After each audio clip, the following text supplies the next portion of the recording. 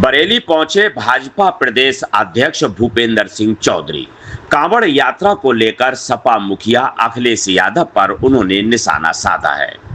बरेली में आज एक दिवसीय दौरे पर भाजपा के प्रदेश अध्यक्ष भूपेंद्र सिंह चौधरी सर्किट हाउस पहुंचे।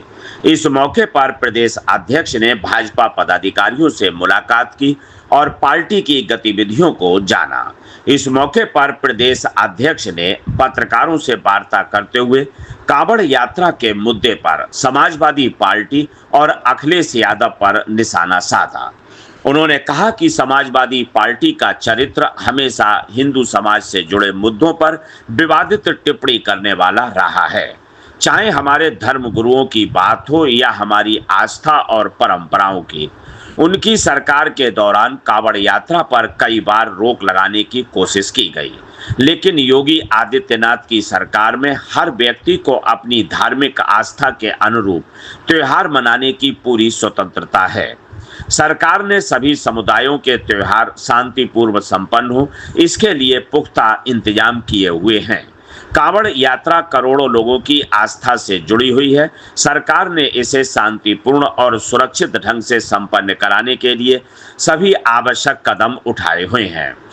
वहीं भाजपा के प्रदेश अध्यक्ष ने आगे कहा कि अगर कोई कानून अपने हाथ में लेता है तो सरकार उसके खिलाफ विधि सम्मत कार्रवाई करेगी। प्रदेश में कानून का राज है, अराजकता की इजाजत किसी को नहीं है। पुलिस जांच कर रही है और जांच के बाद ही सभी बातें स्पष्ट होंगी।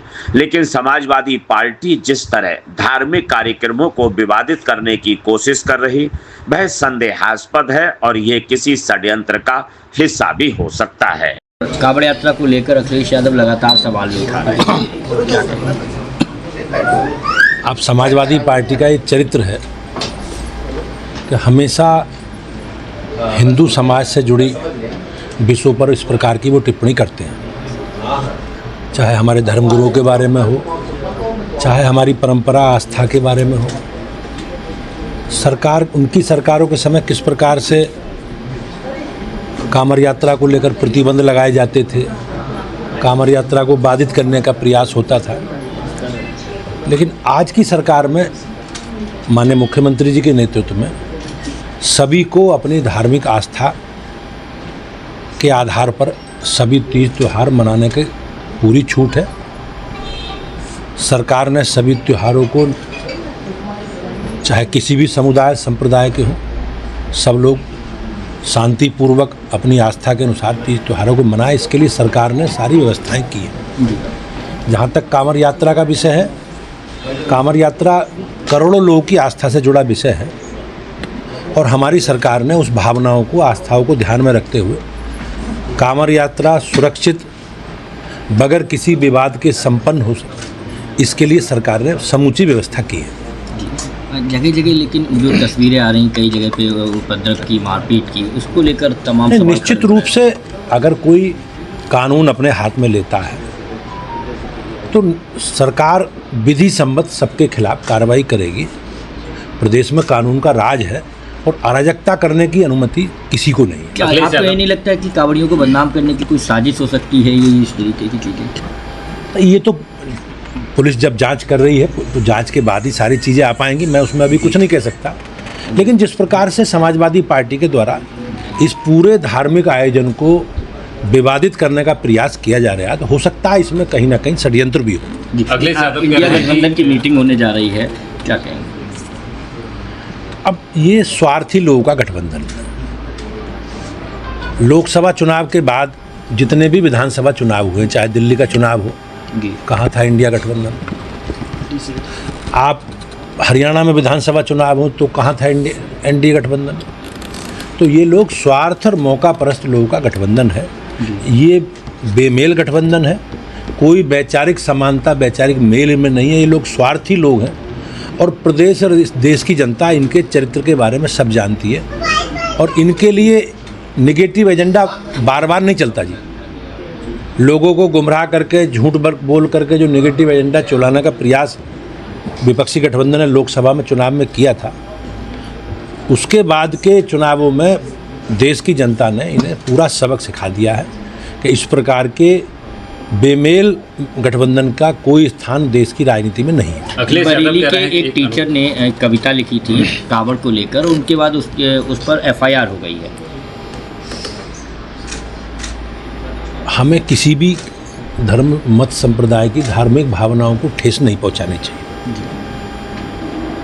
देश में बड़ी संख्या में लोग अपनी आस्था, परंपरा और विरासत के आधार पर अपनी दिनचर्या आगे बढ़ा रहे हैं और हमारी सरकार ने सभी धर्मों के सम्मान करने की बात कही है।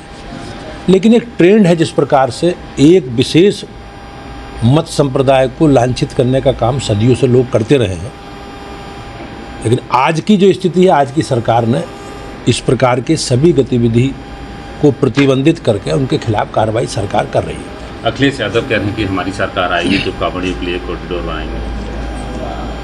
अब उनका जो ट्रैक रिकॉर्ड है, उनका इतिहास है, उस इतिहास के बारे में आप सब लोगों को जानना चाहिए। प्रदेश की जनता जानती है किस प्रकार से देश के बहुसंख्यक समाज की धार्मिक भावनाओं को लज्जित करने का काम समाजवादी पार्टी ने हमेशा किया, चाहे अयोध्या में राम मंदिर से जुड़ा विषय हो, चाहे कांवड़ यात्रा हो, जितने भी धार्मिक आयोजन बहुसंख्यक समाज के, किस प्रकार से समाजवादी पार्टी के नेताओं के बयान हिंदुओं के बारे में, हिंदू धर्म गुरुओं के बारे में, साधु संतों के बारे में जिस प्रकार की नकारात्मक टिप्पणी, और हमारे जो धार्मिक ग्रंथ है रामायण महाभारत, उनके बारे में जिस प्रकार से टिप्पणी वो करते रहे, तो ये उनका चरित्र समाज में सनातन विरोधी है, ये जग जाहिर है। तीसरी पंचायत चुनाव की तैयारियां चल रही हैं और इस बार ये भी मांग उठ रही है कि डायरेक्ट जो जनता है वो चुने ब्लॉक प्रमुख। अब ये तो सरकार इस विषय में कुछ बता सकती है, मुझे इसकी जानकारी नहीं है। लेकिन 34 पंचायतों में जी हमारी पार्टी केवल जिला पंचायतों के सदस्यों को घोषित करके चुनाव लड़ती है। जी बाकी BDC और ग्राम सभा के चुनाव ओपन रहते हैं, सभी लोग लड़ते हैं।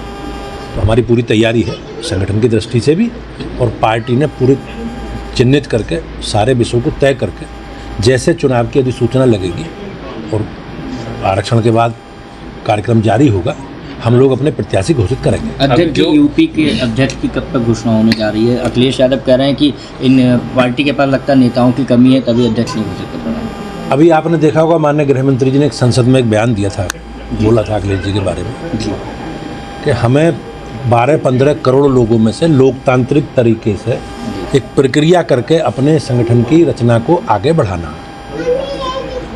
तो आपने देखा होगा हमने पिछले साल 2024 में शायद अगस्त सितंबर में साधारण सदस्यता प्रारंभ की, तो उत्तर प्रदेश में 2.5 करोड़ से ज़्यादा लोगों के साधारण सदस्य बने। उसके बाद हमने एक्टिव मेंबरशिप प्रारंभ की, तो बड़ी संख्या में लोग सक्रिय सदस्य बने हैं। 1,62,000 में स्थानीय समितियों में लगभग 1,50,000 से अधिक हमारी स्थानीय समिति बनी है। 1918 मंडलों में से लगभग 1700-1750 मंडल बन गए हैं और उसके बाद फिर 70 जिलाध्यक्ष घोषित हुए हैं। 98 में से 70 जिलाध्यक्ष घोषित हुए। पार्टी की ये मंशा है कि सर्वव्यापी सर्वस्पर्शी हमारा संगठन बने, तो उसके लिए कुछ सामाजिक राजनीतिक कारणों से कुछ जिले रुके हैं अभी। अध्यक्ष जी, जो स्कूलों लेकिन प्रदेश चुनाव के लिए तैयार है। केंद्रीय नेतृत्व जब चाहेगा, हमने अहर्ता पूरी है हमारी, और केंद्रीय नेतृत्व तुरंत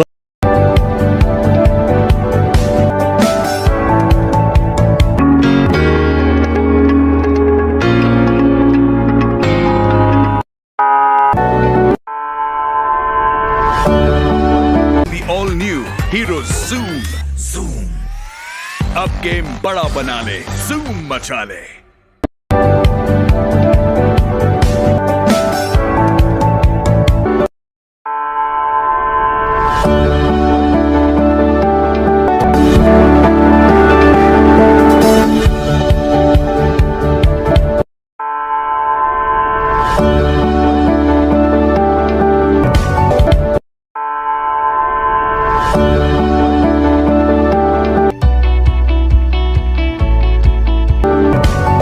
मेरठ इलेक्ट्रॉनिक्स 0% ब्याज पर सभी सामान आसान किस्तों पर उपलब्ध है।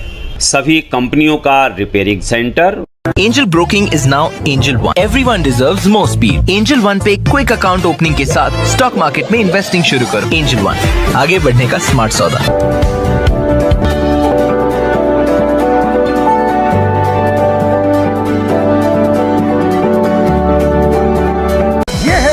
की पहली पसंद उड़ान ई-रिक्शा।